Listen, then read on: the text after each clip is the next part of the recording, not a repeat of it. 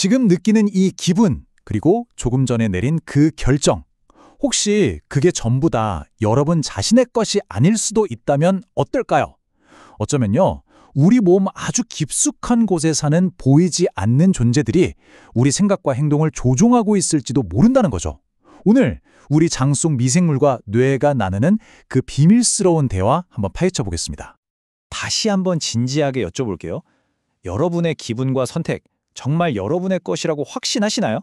이게 그냥 철학적인 질문이 아니에요. 우리 자신을 이해하는 방식을 뿌리부터 뒤흔들 수 있는 지금 과학계에서 가장 뜨거운 화두 중 하나입니다. 화면에 보이는 이 어마어마한 숫자 39조, 이게 뭘까요? 바로 우리 몸 안에 같이 살고 있는 미생물의 수입니다. 더 놀라운 건 뭔지 아세요? 우리 몸을 이루는 인간 세포수가 38조 개 정도인데 그것보다도 많다는 거예요.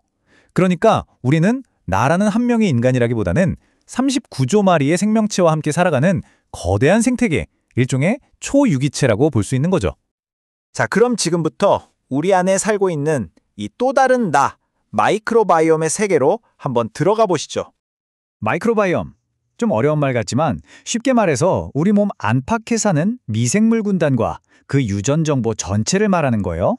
이 생태계는 사람마다 완전히 달라서 과학자들은 이걸 제2의 지문이라고 부르기도 합니다.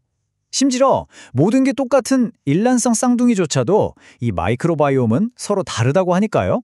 정말 신기하죠? 그럼 이 특별한 지문은 대체 언제부터 만들어지는 걸까요? 정말 놀랍게도 우리는 어머니 뱃속에 있을 땐 완벽한 무균 상태예요. 그러다가 태어나는 그 순간 어머니의 산도를 통과하면서 수십억 마리의 미생물을 온몸으로 선물받게 되는 거죠. 그리고 생후 1000일, 그러니까 대략 3살이 될 때까지 만들어진 이 초기 미생물 생태계가 우리 평생 건강의 기반이 됩니다.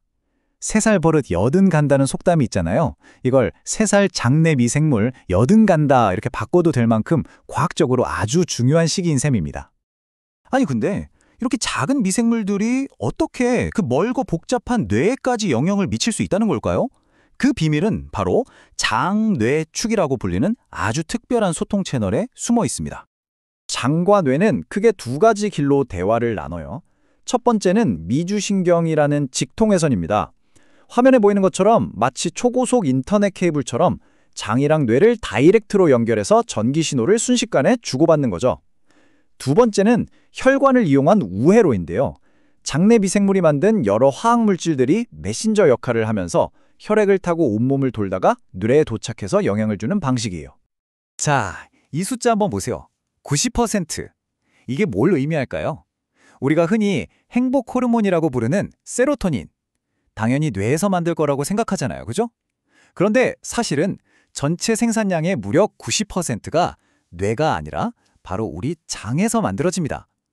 그리고 이 엄청난 과정에 장내 미생물들이 아주 깊숙이 관여하고 있다는 거죠. 단순히 화학물질을 만드는 걸 넘어서 이 미생물들이 어쩌면 우리의 감정과 행동을 직접 조종할 수도 있다는 강력한 증거들이 속속 나오고 있습니다. 여기 정말 흥미로운 실험이 하나 있습니다. 과학자들이 몸에 미생물이 한 마리도 없는 무균쥐를 두 그룹으로 나눴어요. 한 그룹에는 우울증을 앓는 사람의 장내 미생물을, 다른 그룹에는 건강한 사람의 미생물을 이식했습니다. 결과가 어땠을까요? 놀랍게도 우울증 환자의 미생물을 받은 쥐들이 불안해하고 무기력해지는 등 우울증과 비슷한 행동을 보이기 시작했어요. 반면 건강한 미생물을 받은 쥐는 여전히 활발했죠. 이 실험은 장내 미생물이 단순히 우리 기분에 영향을 주는 걸 넘어서 감정의 원인이 될 수도 있다는 걸 보여주는 강력한 증거입니다. 이런 미생물의 영향, 사실 우리 일상과도 아주 가깝습니다. 예를 들어 우리가 피자나 햄버거 같은 패스트푸드를 먹는다고 생각해보세요. 그럼 그 음식을 좋아하는 특정 유해균들이 장 속에서 막 파티를 열면서 폭발적으로 늘어나요. 그리고 이 녀석들이 뇌에다 야, 우리가 좋아하는 거 더 줘! 하고 강력한 신호를 보냅니다. 그럼 우리는 내 의지와는 상관없이 또다시 기름진 음식이 미친 듯이 당기는 이른바 패스트푸드의 악순환에 빠지게 되는 거죠. 결국 핵심은 이거예요. 우리가 저거 먹고 싶다라고 의식적으로 생각하기 전에 이미 우리 장 속에 있는 미생물 환경이 먼저 반응하고 신호를 보내고 있다는 사실. 어쩌면 우리의 선택이 온전히 우리의 것이 아닐 수도 있다는 뜻이죠. 그럼 우리는 이 보이지 않는 지배자에게 그냥 속수무책으로 당하고만 있어야 할까요? 아니요. 다행히도 우리에게는 이 관계의 주도권을 되찾아올 방법이 있습니다. 바로 우리 안의 미생물을 마치 반려동물처럼 반려미생물로 생각하고 정성껏 키우는 거예요. 우리 장을 하나의 정원이라고 상상해 보세요. 어떤 씨앗을 심고 어떻게 가꾸느냐에 따라 그 정원의 풍경은 완전히 달라지겠죠. 건강한 장내 생태계의 핵심 키워드는 바로 다양성입니다. 다양한 종류의 미생물이 골고루 살고 있으면 어떤 외부 충격으로 특정 미생물이 좀 사라져도 비슷한 역할을 하는 다른 미생물이 그 자리를 바로 메꿔줄 수 있거든요. 생태계 전체가 훨씬 안정적으로 유지되는 일종의 든든한 안전망이 생기는 셈이죠. 이 나만의 정원을 풍요롭게 가꾸는 방법 생각보다 어렵지 않아요. 첫째, 우리 몸속 착한 균들의 밥이 되는 식이섬유, 그러니까 채소나 통곡물을 충분히 드셔주세요. 둘째, 김치나 요거트처럼 살아있는 유익균이 듬뿍 들어있는 발효식품을 꾸준히 먹어주는 것. 그리고 마지막으로 이것도 정말 중요한데 우리 장에 아주 치명적인 스트레스를 잘 관리해주는 겁니다. 이 마이크로바이옴에 대한 이해는 단순히 건강한 습관을 넘어서 아예 현대의학의 판도를 바꾸는 새로운 열쇠가 되고 있습니다. 대표적인 예가 바로 분변 미생물 이식술, 영어로는 FMT라고 하는데요. 말 그대로 건강한 사람의 대변 속에 있는 미생물을 환자의 장에 이식하는 치료법입니다. 특히 클로스트리디움 디피실이라는 균 때문에 생기는 고질적인 장염이 있는데 이게 항생제를 써도 계속 재발해서 환자들이 엄청 고생하거든요. 그런데 이 환자들에게 FMT 시술을 했더니 치료 성공률이 무려 90%를 넘었다는 보고가 있습니다. 기존 치료법으로는 정말 상상하기 힘든 결과죠. 여기서 한 걸음 더 나아가서 2013년에는 건강한 사람의 분변에서 유익균만 쏙쏙 골라 만든 알약 보우스트라는 신약이 미국 FDA 승인을 받았습니다.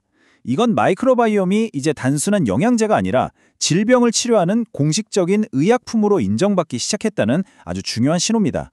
머지않아 개인의 장내 환경을 분석해서 꼭 맞는 맞춤형 미생물 치료제를 처방받는 시대가 올지도 모릅니다.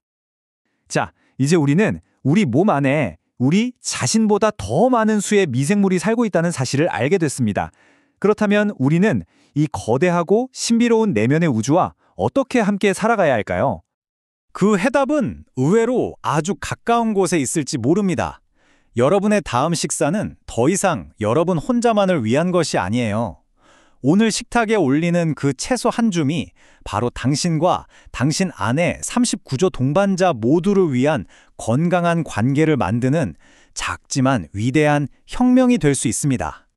오늘 함께 나눈 이야기는 과학적 이해를 돕기 위한 정보 콘텐츠이며 의학적 진단이나 조언을 대체할 수는 없다는 점 꼭 기억해 주시기 바랍니다.